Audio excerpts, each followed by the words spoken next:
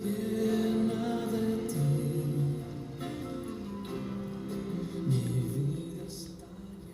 saludo para todos mis hermanos en la fe de nuestro Señor Jesucristo. Ministerios Edificar le da la bienvenida una vez más a esta serie de estudios con relación a la doctrina de la salvación.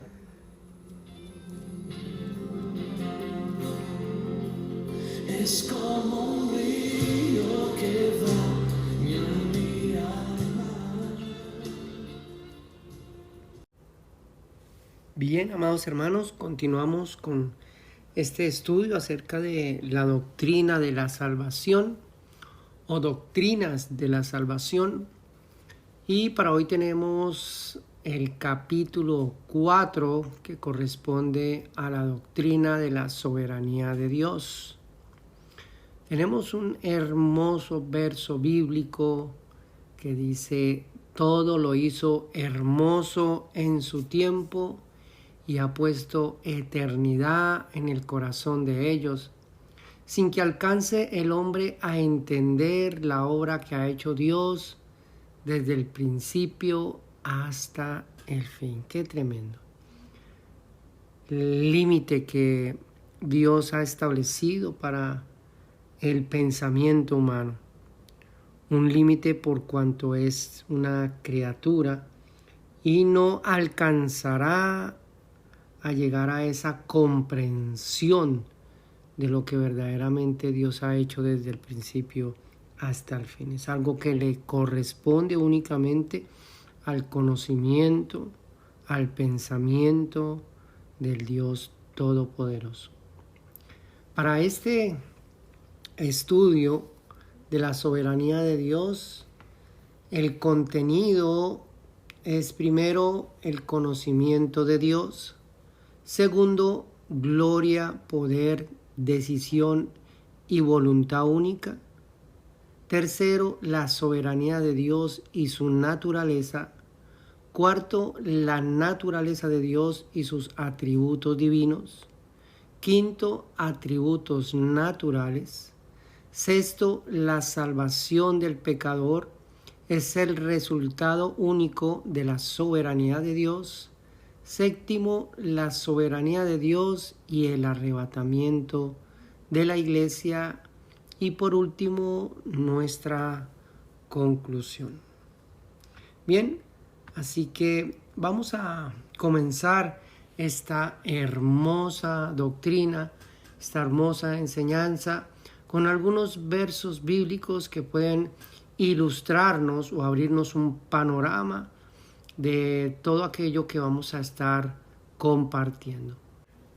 Miramos el primer verso que tenemos para hoy en el libro del profeta Isaías, capítulo 46, del verso 9 al verso 11. Acordaos de las cosas pasadas desde los tiempos antiguos, porque yo soy Dios y no hay otro Dios, y nada hay semejante a mí, que anuncio lo porvenir desde el principio y desde la antigüedad de lo que aún no era hecho. ¿Qué digo? Mi consejo permanecerá y haré todo lo que quiero. Que llamo desde el oriente al ave y de la tierra lejana al varón de mi consejo. Yo hablé y lo haré venir, y lo he pensado y también lo haré. Deuteronomios capítulo 4, verso 35. A ti te fue mostrado para que supieses que Jehová es Dios y no hay otro fuera de él. Ahí mismo en Daniel capítulo 4, verso 35. Todos los habitantes de la tierra son considerados como nada, y él hace según su voluntad en el ejército del cielo y en los habitantes de la tierra, y no hay quien detenga su mano y le diga: ¿qué haces? Efesios, carta a los Efesios, capítulo 1, verso 11. En él, asimismo, tuvimos herencia, habiendo sido predestinados conforme al propósito del que hace todas las cosas, según el designio de su voluntad. Leemos también en la carta a los Romanos, capítulo 9, verso 15 al verso 16, pues a Moisés dice, tendré misericordia del que yo tenga misericordia, y me compadeceré del que yo me compadezca. Así que no depende del que quiere ni del que corre, sino de Dios que tiene misericordia. Leemos también en el libro de los Hechos, capítulo 4, verso 24, y ellos, habiéndolo oído, alzaron unánime la voz a Dios y dijeron, Soberano Señor, tú eres el Dios que hiciste el cielo y la tierra, el mar y todo lo que en ellos hay. Apocalipsis capítulo 1, verso 5, y de Jesucristo el testigo fiel, el primogénito de los muertos y el soberano de los reyes de la tierra, el que nos amó y nos lavó de nuestros pecados con su sangre y nos hizo reyes y sacerdotes para Dios su Padre. Por último, ese salmo hermoso, el Salmo 17, dice, alabad a Jehová, naciones todas, pueblos todos, alabadle, porque ha engrandecido sobre nosotros su misericordia y la fidelidad de Jehová es para siempre. Aleluya. Amén. Qué hermosos versos bíblicos que exaltan esa grandeza de Dios, exaltan ese poder de Dios, pero sobre todo exalta la soberanía de Dios. Tenemos que entender, amados hermanos, que para muchas personas la soberanía de Dios es limitada. Para muchas personas el hecho de que Dios tome el control no solamente de lo que está en los cielos, sino también de lo que está en la tierra, para muchas personas es algo limitado. Sencillamente porque se desconoce completamente esa doctrina, esa enseñanza acerca de la soberanía de Dios. Para muchas personas su libertad, esa capacidad que Dios le dio a cada ser humano de tomar decisiones, ponen en tela de juicio para muchas personas, ponen en tela de juicio el hecho de que Dios es el que gobierna en los cielos y Dios es el que gobierna en la tierra. Así como leíamos, por ejemplo, en Efesios capítulo 1, verso 11, en él asimismo tuvimos herencia, habiendo sido predestinados conforme al propósito del que hace todas las cosas según el designio de su voluntad. Dios hace todas las cosas de acuerdo como Él desea, de acuerdo como Él quiere, de acuerdo como Él ha trazado ese plan desde el principio hasta el fin. Lo leímos ahí al inicio de esta enseñanza en Eclesiastés capítulo 3, de hecho es uno de mis versos favoritos. Verso 11, todo lo hizo hermoso en su tiempo y ha puesto eternidad en el corazón de ellos, sin que alcance el hombre a entender la obra que ha hecho Dios desde el principio hasta el fin. Ese plan perfecto que Dios ha establecido, ha determinado desde el principio hasta el fin, es para el ser humano un misterio que nuestra mente, nuestra capacidad no alcanza, a entender.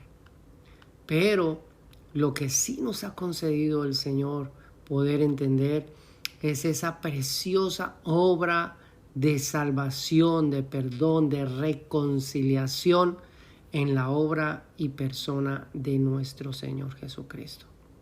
Así que esta doctrina, amados hermanos, esta enseñanza con relación a la soberanía de Dios debería llevarnos a todos, como dice el Salmo 17, llevarnos a que todos podamos alabarle, que todos los pueblos y naciones puedan alabarle, porque se ha engrandecido sobre nosotros su misericordia a través de la obra de nuestro Señor Jesucristo, y dice, y la fidelidad de Jehová es para siempre. Qué hermoso. Bien, vamos a comenzar con el primer punto de este estudio, que sería el conocimiento de Dios. En cuanto al conocimiento de Dios, se podría entender como la ciencia o estudio que aborda la existencia de Dios, su naturaleza, su carácter, sus perfecciones y su voluntad en cuanto a su revelación para con los seres humanos. Hay que entender también, amados hermanos, que este conocimiento implica conocer a Dios mediante su palabra y el establecimiento de una relación legítima, profunda y sincera, ya que de no ser así, tal conocimiento se entendería simplemente como un conocimiento intelectual, mas no un conocimiento de forma vivencial. Cuando estudiamos la palabra, cuando estudiamos la escritura, cuando estudiamos acerca de la riqueza de estas doctrinas bíblicas, no es para llenarnos de información, amados hermanos.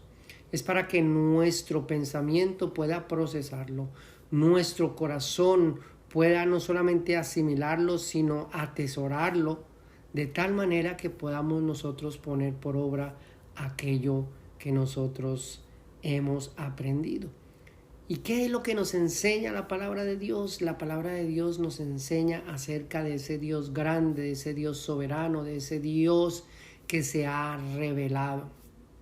Así que en cuanto a la revelación de Dios, podemos mirar tres aspectos importantes para que consideremos en cuanto a la existencia de Dios y su revelación. Tres aspectos importantes a considerar en cuanto a la existencia de Dios y su revelación. Primero, las Escrituras dan evidencia de la existencia de un Dios creador, un Dios que es dueño, amo y legislador del universo. Por consiguiente, la existencia de Dios es revelada por las cosas creadas y por todo lo que el ser humano puede contemplar en este mundo. Su incomprensible armonía y la complejidad inclusive del mismo cuerpo humano, la complejidad del universo, de las estrellas, de las galaxias, de todas esas cosas que prácticamente escapa de la comprensión del pensamiento humano. Así que, número uno, amados hermanos, las Escrituras dan evidencia de la existencia de un Dios creador, dueño, amo y legislador del universo. Leemos, por ejemplo, en Romanos capítulo 1, verso 20.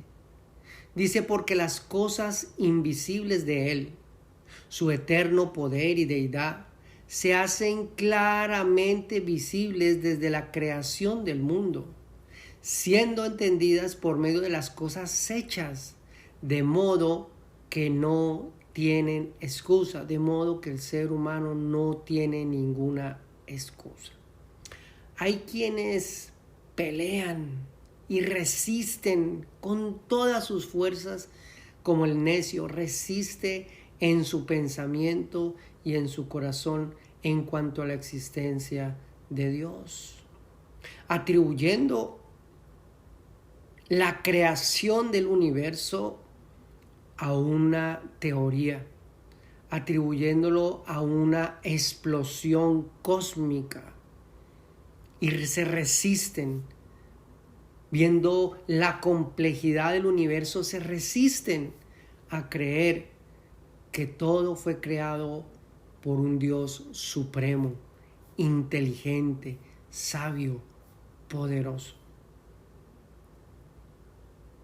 La misma existencia de todas las cosas dan como evidencia, o son la evidencia de que realmente hay un Dios en los cielos, un Dios que creó todas las cosas, y por consiguiente el ser humano no tiene ninguna excusa.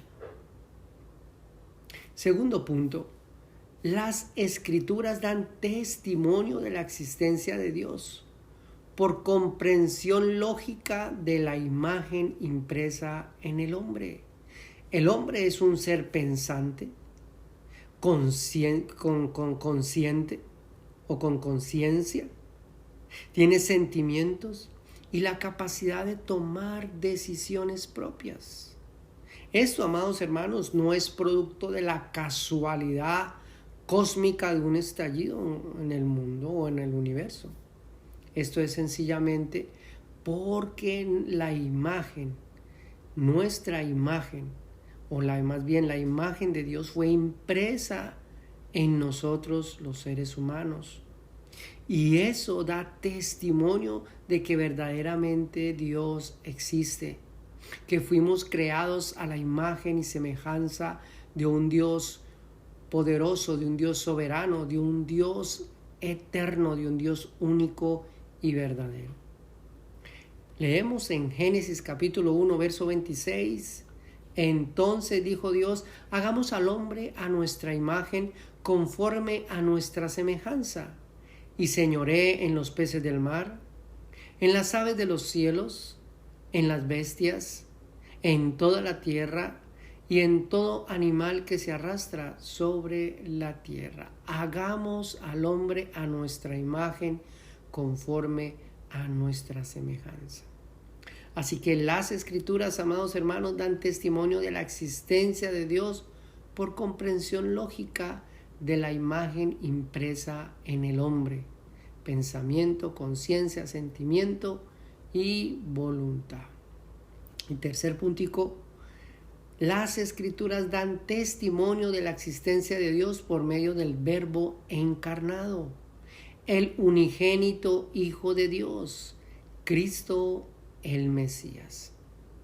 Leemos en el capítulo 1, verso 1 de la carta a los Hebreos: Dios, habiendo hablado muchas veces y de muchas maneras en otro tiempo por los padres, por los profetas, en estos postreros días nos ha hablado por el Hijo, a quien constituyó heredero de todo y por quien asimismo hizo el universo, el cual, siendo el resplandor de su gloria y la imagen misma de su sustancia, y quien sustenta todas las cosas con la palabra de su poder, habiendo efectuado la purificación de nuestros pecados por medio de sí mismo, se sentó a la diestra de la majestad en las alturas, y hecho tanto superior a los ángeles, cuando heredó más excelente nombre que ellos.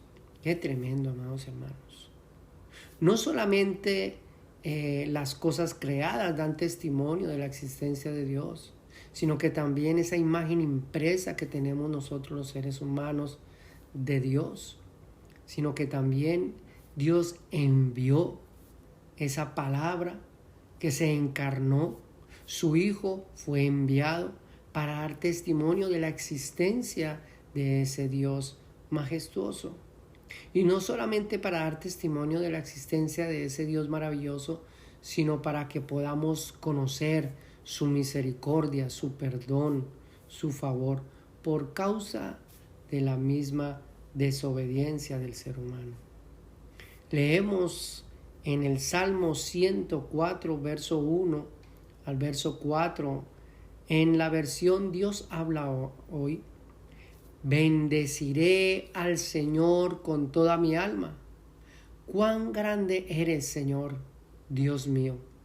Te has vestido de gloria y esplendor. Te has envuelto en un manto de luz. Tú extendiste el cielo como un velo.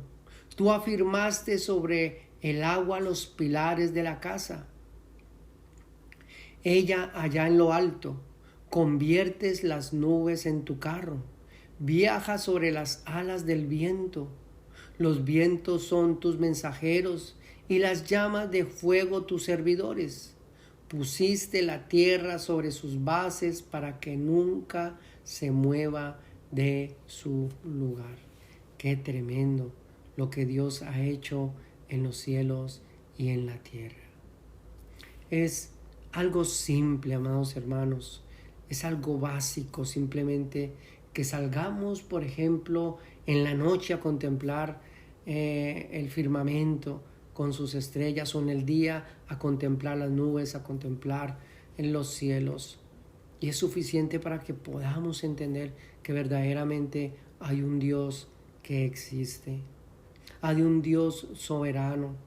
Hay un Dios eterno. Hay un Dios todopoderoso que fue el responsable de todo lo que hay.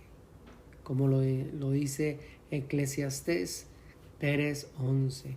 Todo lo hizo hermoso en su tiempo y ha puesto eternidad en el corazón de ellos, sin que alcance el hombre a entender la obra que ha hecho Dios desde el principio hasta el fin. Insondable conocimiento de Dios. El insondable conocimiento de Dios, amados hermanos, es un misterio eterno, que aunque el ser humano resplandezca y se manifieste en la gloria eterna de su majestad, inquiriendo en tal conocimiento, será imposible sondear su profundidad, la altura, la anchura y el resplandor de la gloria de su eterno conocimiento. Qué hermoso, amados hermanos. El insondable conocimiento de Dios es un misterio eterno, que aunque el ser humano resplandezca y se manifieste en la gloria eterna de su majestad, inquiriendo en tal conocimiento, será imposible sondear su profundidad, la altura, la anchura y el resplandor de la gloria de su eterno conocimiento. Qué tremendo, amado hermano. Ese sería el primer punto en cuanto al conocimiento de Dios. El plan, el propósito del por qué predicamos nosotros el Evangelio de nuestro Señor Jesucristo es sencillamente porque Dios a través de su Hijo envió un mensaje para los incrédulos, un mensaje para los pecadores, un mensaje para los rebeldes, un mensaje para aquellos que niegan la existencia de Dios, un mensaje lleno de esperanza, un mensaje lleno de misericordia, un mensaje lleno de paz, un mensaje lleno de perdón, reconciliación, pero sobre todo un mensaje de vida eterna. Qué hermoso, amados hermanos. El insondable conocimiento de Dios es un misterio eterno, que aunque el ser humano resplandezca y se manifieste en la gloria eterna de su majestad, inquiriendo en tal conocimiento, será imposible sondear su profundidad, la altura, la anchura y el resplandor de la gloria de su eterno conocimiento. Qué precioso. Vamos a pasar al segundo punto de este estudio, que titula Gloria, Poder, Decisión y Voluntad Única. Gloria, poder, decisión y voluntad única. Dios es el creador de la existencia del ser humano. Eso no se puede dudar, amados hermanos. Dios es el creador de la existencia del universo y de lo que hay dentro de él. Es también amo, dueño de todo lo que él ha designado, establecido, decretado, todo lo que ha deseado crear. Es decir, amados hermanos, Dios no fue forzado, Dios no fue manipulado por nada ni por nadie para ejercer su poder y su conocimiento para crear todo lo que existe en el ser humano. No hubo algo externo, no hubo nada ni nadie que le dijese a Dios, hazlo de esta manera, haz esto, etc. Dios lo hizo por su propia voluntad. Él lo hizo simplemente porque es soberano, porque es dueño de sí mismo, fuente de todo lo que implica fuerza, poder, sabiduría, perfección. Y en este mismo orden de conocimiento, de poder, de autoridad y de gloria eterna, Él rige y gobierna, amados hermanos, el universo, sin que haya nada ni nadie que doblegue su voluntad y doblegue su soberanía. No tiene sentido haber un rey, haber un líder, haber una persona que gobierna en algo o en alguien si su gobierno, su autoridad y su poder está limitada. Y el ser humano piensa, algunos consideran que pueden ponerle límites a Dios, que Dios no puede hacer algo, que Dios no puede ejecutar algo, que Dios no puede ejercer algo en la vida de los seres humanos sin que el ser humano le dé permiso.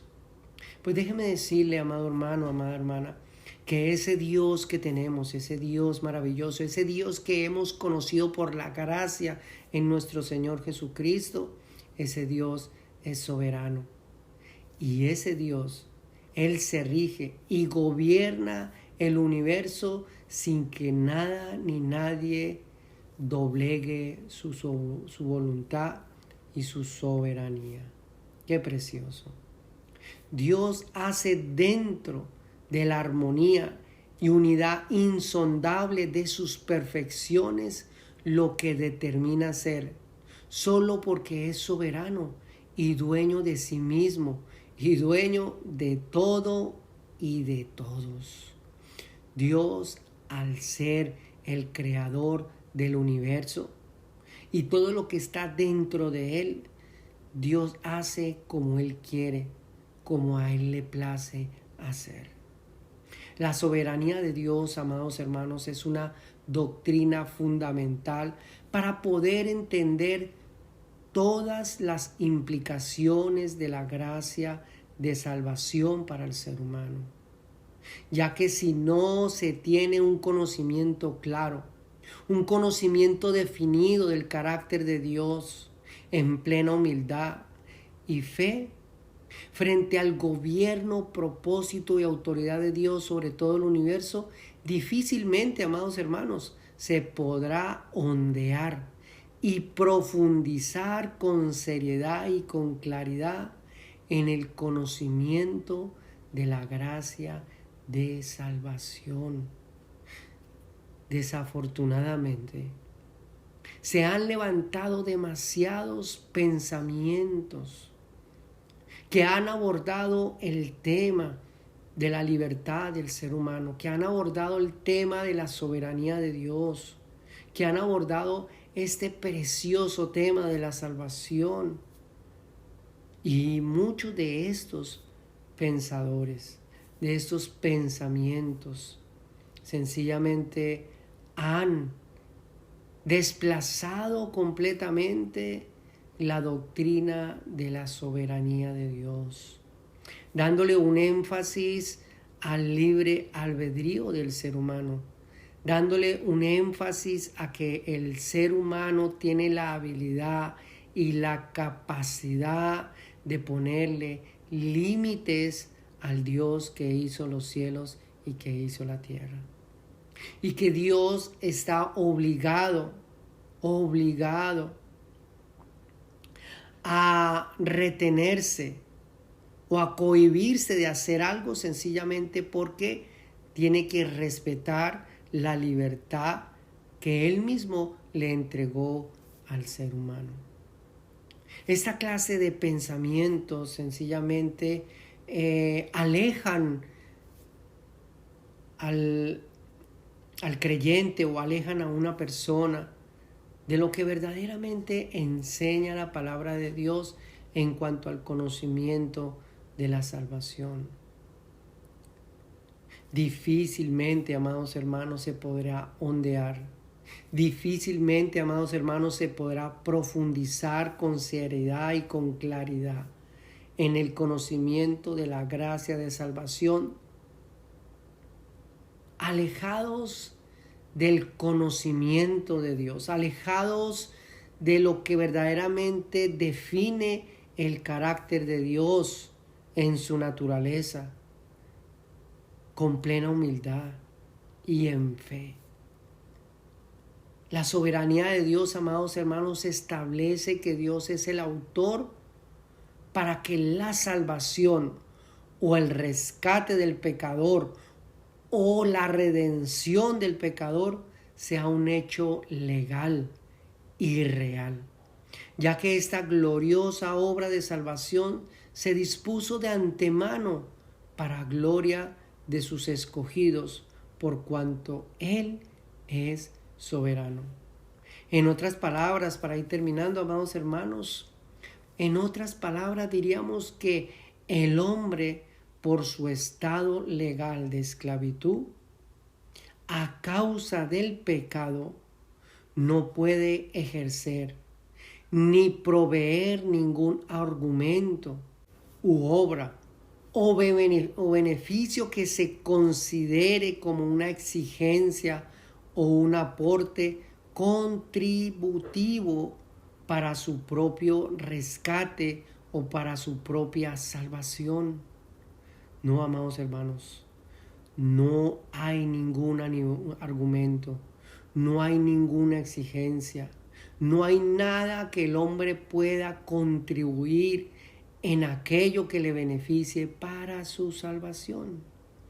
Dios, en su soberanía y en su conocimiento, rescata a quien quiere rescatar, salva a quien desea salvar, tiene misericordia del que quiere tener misericordia, sin que nada ni nadie pueda cuestionarlo ni juzgarlo. Amados hermanos, nada ni nadie puede cuestionar y juzgar al Dios que hizo los cielos y que hizo la tierra. Nada ni nadie puede juzgarlo ni cuestionarlo por las cosas que Él hace. Nada puede juzgarlo, nada puede cuestionarlo en cuanto al por qué Dios salva a unas personas y a otras no. Qué tremendo. Leemos, para ir terminando ya, en Judas capítulo 1. Judas capítulo 1, verso 4. Porque algunos hombres han entrado encubiertamente, los que desde antes habían sido destinados para esta condenación, hombres impíos, que convierten en libertinaje la gracia de nuestro Dios y niegan al Dios único, al Dios soberano y a nuestro Señor Jesucristo. Amados hermanos, Dios hace como Él quiere. Dios hace como Él desea. Qué hermoso, amados hermanos. Los voy a dejar con estas palabras que pronunciamos hace un momento, el insondable conocimiento de Dios es un misterio eterno, que aunque el ser humano resplandezca y se manifieste en la gloria eterna de su majestad, inquiriendo en tal conocimiento, será imposible sondear su profundidad, la altura, la anchura y el resplandor de la gloria de su eterno conocimiento. Qué hermoso. Bien, amados hermanos, no se pierda nuestro próximo estudio con relación a la soberanía de Dios y vamos a estar mirando el tercer punto que corresponde a la soberanía de Dios y su naturaleza. Yo sé que estás en mí. Es como un río que va. Bien, amados hermanos, si este mensaje, esta enseñanza ha sido de bendición para su vida, compártala con otras personas a fin de ser edificadas. Que Dios los bendiga. Es como